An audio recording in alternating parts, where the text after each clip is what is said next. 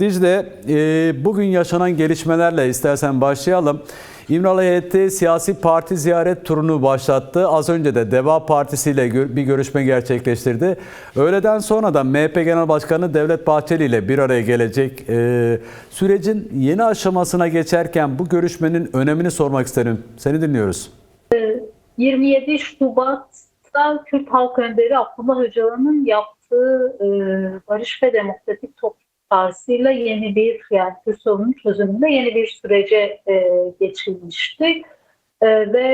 Buna dair başta Kürt Halk Önderi Abdullah Öcalan ve Kürt Özgürlük Hareketi'nin çözüm amaçlı adımları oldu ve bu kapsamda aslında iktidar kanadından da mecliste bir komisyon kuruldu.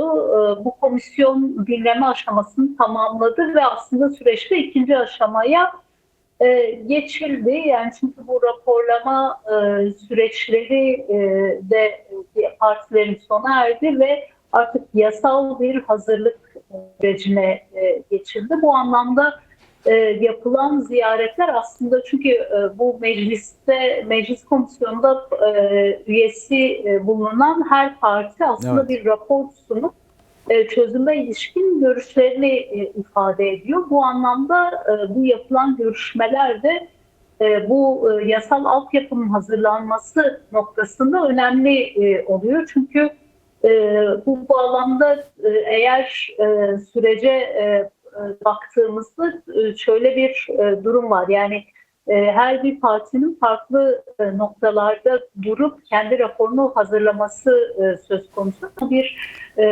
toplumsal mutabakatın ve demokratik bir şekilde aslında bu yani çözüme erişebilecek bir şekilde yasal düzenlemelerin hazırlanması önemli bir yerde duruyor. Bu ikinci aşama, yani Kürt hareketi tarafından da aslında Kürt Halk Önderi Abdullah Öcalan da tarafından da tanımlanan ölçüde bu sürece dair aslında ikinci aşamaya geçilmişti ve aslında pratik somut yasal düzenlemelerin yapılması gereken aşamadayız. Bu anlamda komisyon raporları, yani komisyonda bulunan partilerin raporları hazırlandı ve meclis başkanlığına teslim edildi. Bu raporlar incelenecek ve ortak bir aslında rapor çıkması ve bir yasal düzenlemeye dönüşmesi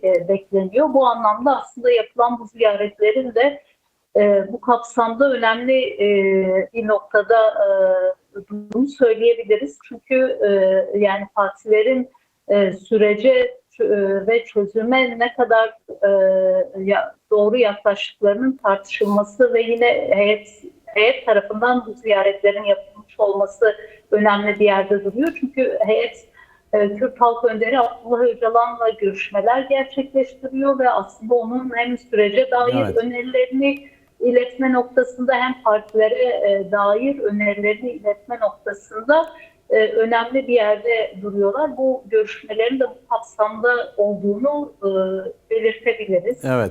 Dicle, partiler raporlarını komisyona teslim ediyor dedi. AKP'nin raporuna dair kimi kulisler de yansıdı. Yine MHP'nin de Fethi Yıldız içeriğine dair kimi açıklamalarda da dün bulunmuştu. Nasıl değerlendiriyorsun AKP ve MHP'nin hazırlamış olduğu raporlara ilişkin yansıyan bilgileri?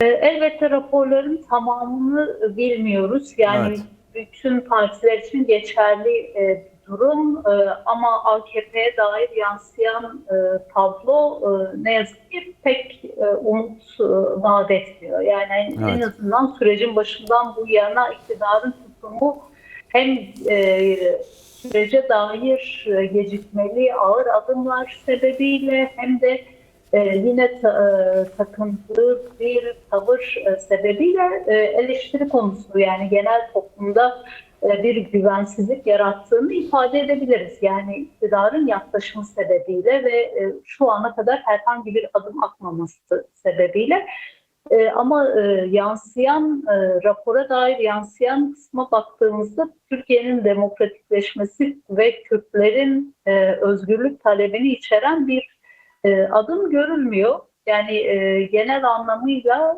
Kürtlerin örgütlü yapısının tasfiyesini amaçlayan, işte buna yani başından bu yana iktidarın genel olarak Kuzeydoğu Suriye özel yönetimine dair tavrı, tarzı sürekli olarak KSD'yi bir düşman olarak görmesi ve onun HTŞ'nin altında yani bir nevi yok edilmesi, Tasfiye, yani evet, onun bir nevi içerisinde tasfiye amaçlı. tasfiye edilmesine yönelik birçok şeyi vardı ve bugünkü en azından açığa çıkan tabloda da benzer şeyleri amaçladıklarını, herhangi bir demokratikleşme noktasında bir adım atmadıkları görülüyor. Yani bu yönüyle bir yani şu haliyle bir umut, bir demokratikleşme adımı görülmüyor AKP'den yana. Evet. Yani Fethi Yıldız'ın son dönemdeki açıklamaları, yani hem hasta tutsaklar noktasındaki tavrı ve onların tahliyesi gibi çok buna benzer şeyden söz etmişti. Bu raporda bunlar var mı tam bilmiyoruz ama bunlara dair bir adım en azından bekleniyor. Yani en azından MHP'nin raporunda bu tarz benzeri adımlar olabilir. Yine umut hakkına dair düzenleme sorulmuştu. Bunu da göreceksiniz raporlar olduğunda demişti. Yani bu umut hakkına dair bir soru sorulduğunda. Bu yüzden ayrıntıya sahip değiliz ama yani çünkü iktidar kanadından, özellikle MHP'den doğru Devlet Bahçeli'nin ilk günden bu yana yaptığı aslında umut hakkı düzenlemesi söylemi vardı ve bunun açıkçası yer alması gerekiyor. Yani toplumun genel beklentisinin bu yönde olduğunu söyleyebiliriz.